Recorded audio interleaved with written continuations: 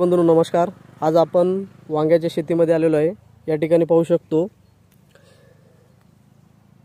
तुडतुड आणि पांढरी माशी या किडीचा प्रादुर्भाव सुरू आहे या प्लॉटमध्ये।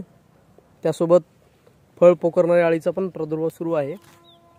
तर या किडीच्या प्रादुर्भावामुळे वांगी पिकाचं उत्पादन घटलं जातं।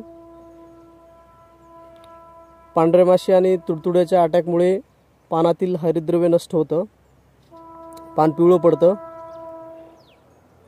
त्यामुळे पानामध्ये अन्न तयार होण्याची प्रक्रिया मंदावते।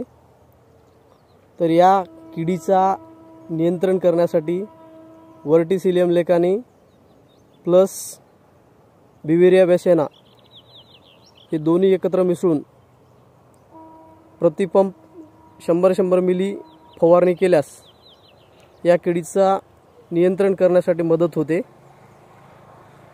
मार्केटमध्ये IPL बायोलॉजिकल कंपनीचे दर्जेदार उत्पादन उपलब्ध आहेत, तुम्ही खरेदी करू शकता आणि या वांगी पिकासाठी फवारणी करू शकता। धन्यवाद।